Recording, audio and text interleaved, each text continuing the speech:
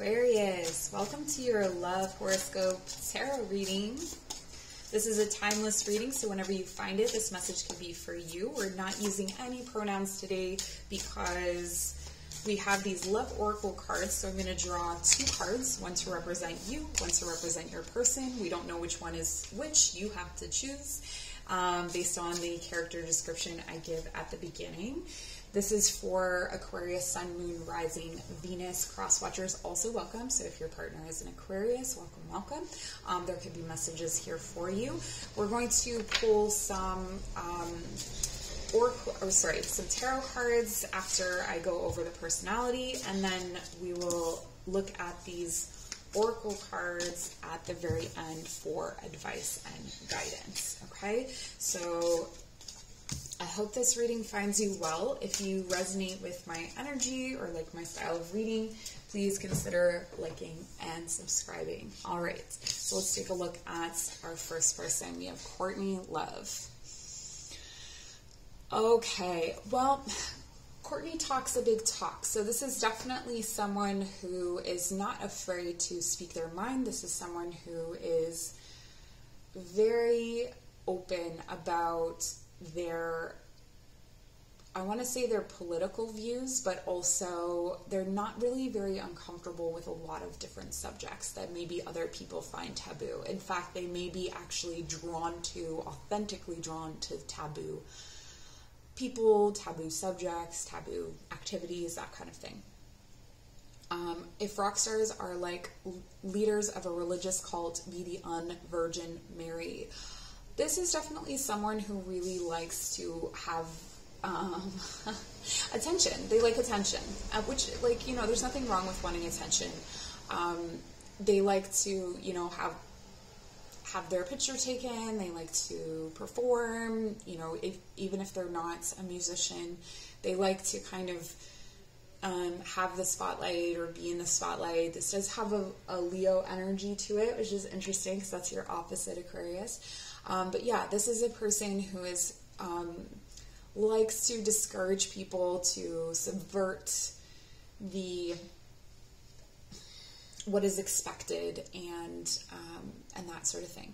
Be more than human, be a force of nature. I do feel like this person, you don't really know, or people don't really know what to think of them, or like how to interpret them.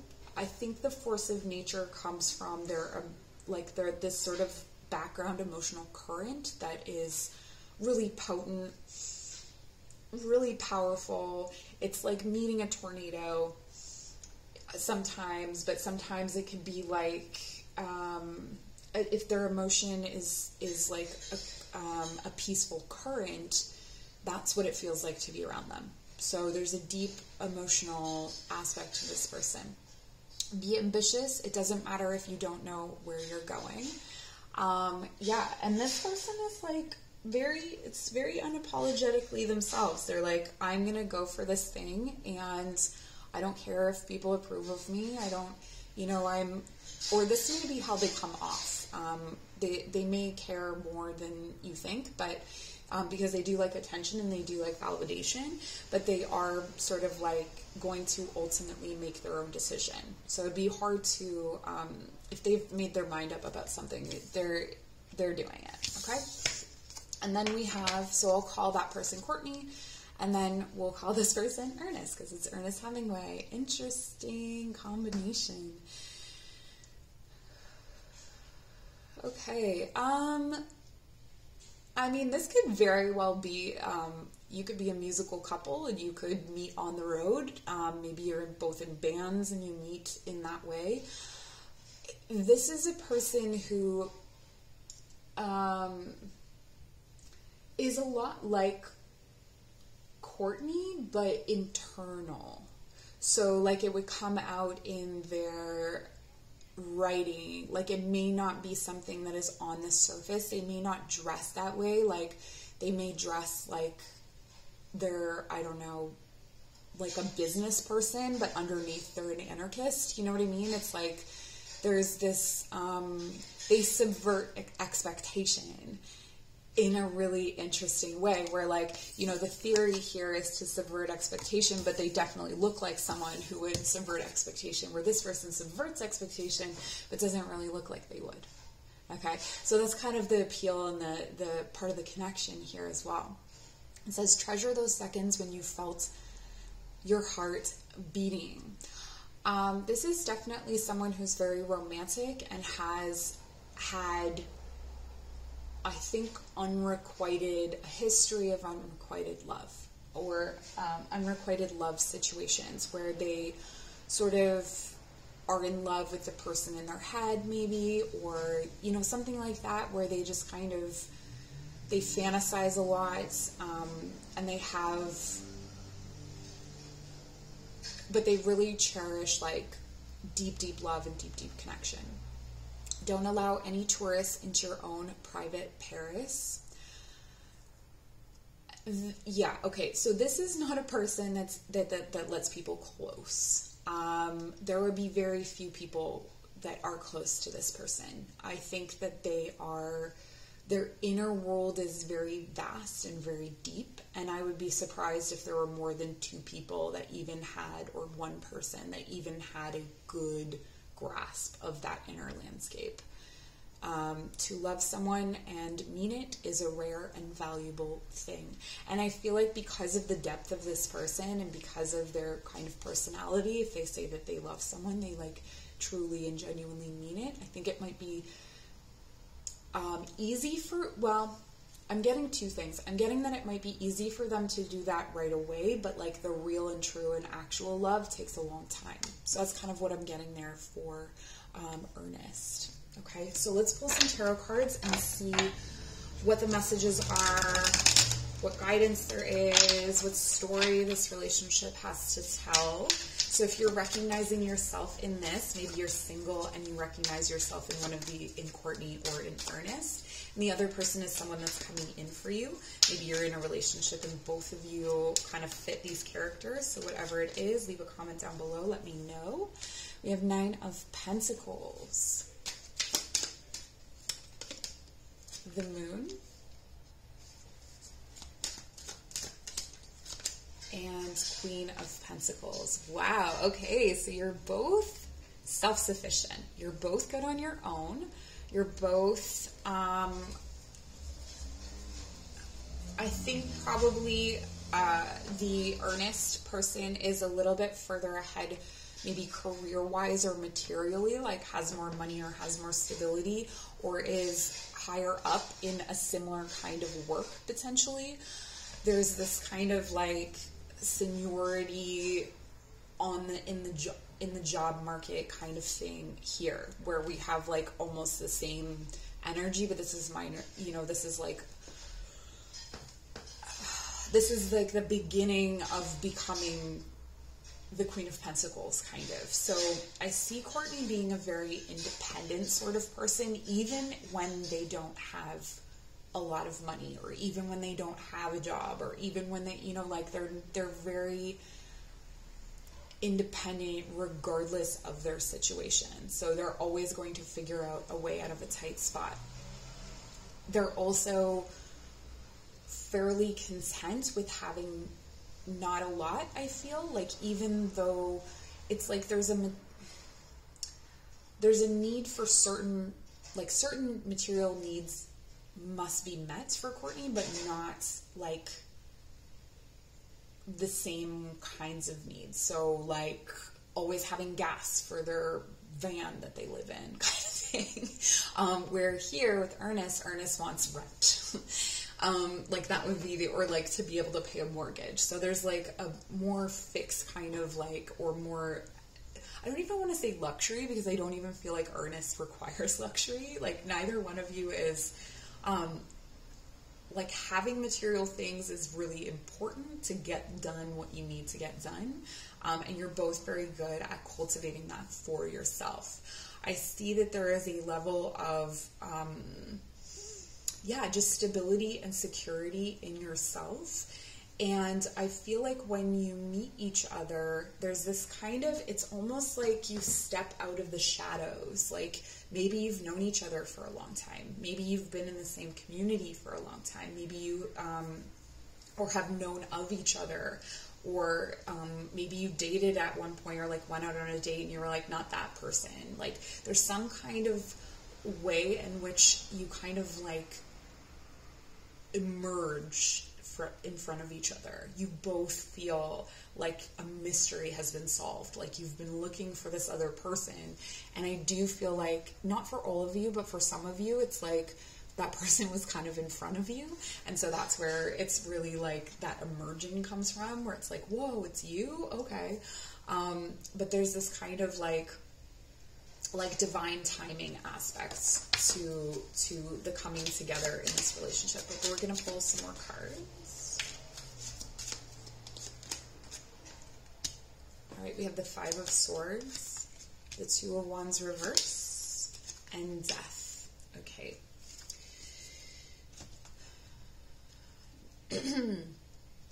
With the Five of Swords, there's some kind of way that Courtney speaks to others or communicates themselves or has presented themselves. There's something that Ernest has heard that has created this kind of like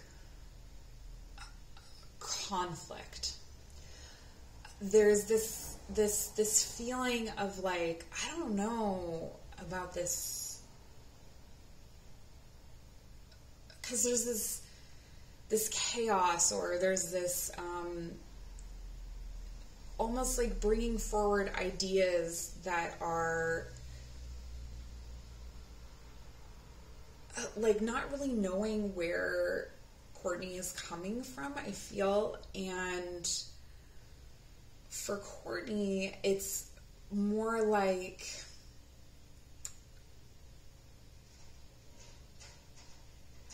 not really thinking before they speak. So I feel like you're equally matched. You both have like similar kind of energies. And you feel like a secret has been revealed when you see each other. Like it's like this relationship like unfolds. It's like this truth that like comes forward. But then there's this like conflict. There's conflicted communication. Especially it might be defensive from Courtney. It could be defensive or alienating, like to maintain this independence or to maintain this kind of like image, or, you know, I think there's a lot that's authentic about Courtney, but I do think that there could be things that are self-protective about it as well. And then with Ernest, this situation actually ends up triggering I don't want to call it an ego death, because I don't even, it's like an ego death is kind of like a personality death. It's like a way of approaching the world, like it changes. A big transformation happens here from this relationship. This can be, you know, ending a relationship, ending a job. But there's something where this moving forward, it's kind of stuck. The shared energy is stuck. There isn't an ability to plan and move forward at some points. Or there could be like, both of your plans were not to be with anybody, and now you're trying to figure out how to plan to be with each other, but then Courtney's got this like strange communication, and then Ernest okay. Nine of Swords, the Sun, and Two of Swords. Okay. Yeah, okay, so it moves on from the 5 to the 9. So I do feel like Courtney comes into this space of really regretting what they've said, of feeling kind of like, why did I say that? Why did I defend myself that way? There's a lot of thoughts going on here, okay? A lot of thoughts. With the with Ernest doesn't really know what to do with this. Ernest doesn't really know where to go from here. It's sort of like going away from Courtney seems like a good idea, but going toward Courtney seems like a good idea. And like, what about the beginning when we both seem equally matched and we both were kind of like, wow, truth revealed. And I feel like there's a deep emotional connection between the two of you with the moon at the center. With the Two of Wands reversed, I feel like there is the potential for some sort of physical connection, and then clarified by the Sun reverse. This is telling me that there's some kind of damper. There's a triggering that's happening between the two of you. And it's all happening in the head. This is the problem. It's not happening with the heart. In the space of the heart, you're well matched. In the space of the head, things are kind of messy, confusing, anxious. And then this is creating, you know, a sadness, possibly even triggering some kind of depression or trauma triggers here. And I do think this relationship triggers an awakening for Ernest, where there's a need to make a choice, and there's a need to decide things about their life. Okay, so if we take a look at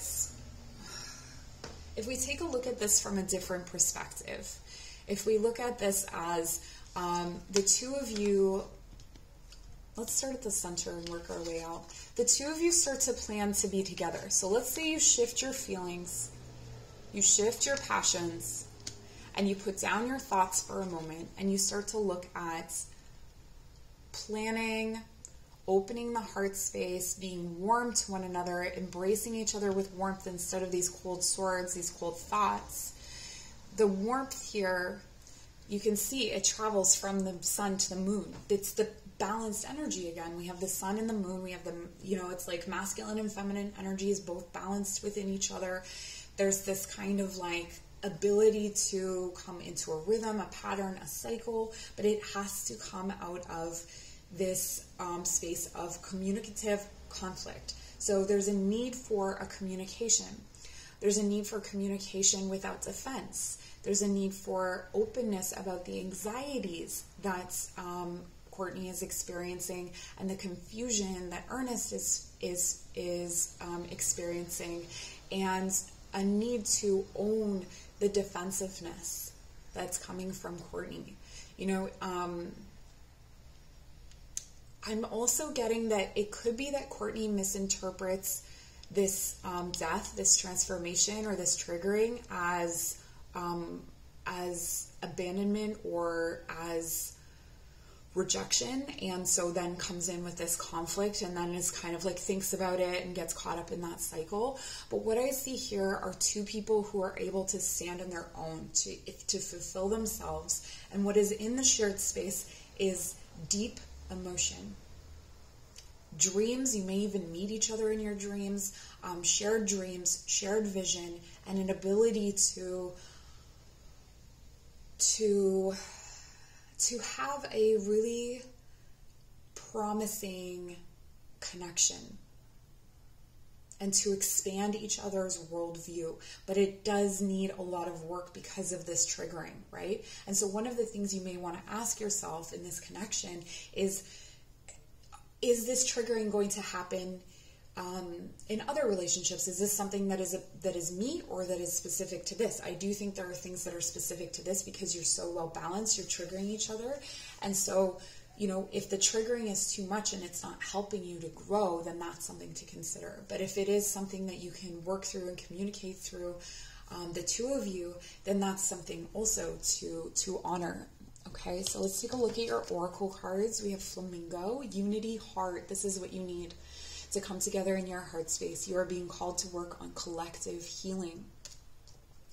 You know, that's a very Aquarian thing, collective healing, but I'm really getting here is the you know, what you take in is what you give out. And so keeping in mind, if you keep your heart open, if you send, you know, if Courtney sends Ernest love, that is going to come back to Courtney through Ernest receiving that love and giving it out. Like it's a perpetual cycle, a perpetual flow of energy, and it's so needed in this connection. And we have Sea Turtle, Conservation, make conscious choices. This again is really great advice for Courtney, but it's great advice for everybody. But to make those conscious choices, like there's like an impulse, like there's a snappiness that's happening here, a defensiveness of like, you know, it's like defending your garden. And if you can, or sorry, if you're not Courtney, forgive me, but if Courtney can like kind of come into a better understanding of how reactive they can be, that's going to really help to conserve this this relationship. And then here we have koi carp, all water. Notice it's all to do with the emotions, abundance. Move with the flow of abundance around and through you. So what's interesting here is that material abundance is almost a given with these two, or the ability to call in what is material is a given. The thing that is not given are things like cups, emotions. Emotions are put in the background, and there's a favoring of thoughts, but it's emotions that have to be moved through in order for this to work. And I would say for either of you, for any relationship to work. So it's about learning how to navigate those things. And abundance isn't just material things. It isn't just success. It's also an abundance of love, an abundance of friendship, an abundance of care and passion and all of those things. And then squirrel. Spiritual maintenance, be your own caretaker. And I see that here. So it's possible that this relationship could kind of see a period of stasis for a while Ernest works out this kind of dark night of the soul, if you will. But there is so much promise here. The moon and the sun. If you've been following my channel and you have seen other readings where I'm like the moon and the sun, I'm like following that relationship. Somehow there's someone out there who is the moon and the sun, and I'm just dying to know who it is. Or maybe it's like a bunch of you, I don't know. But this is what I have for you, Aquarius. Thank you so much for joining. Take care.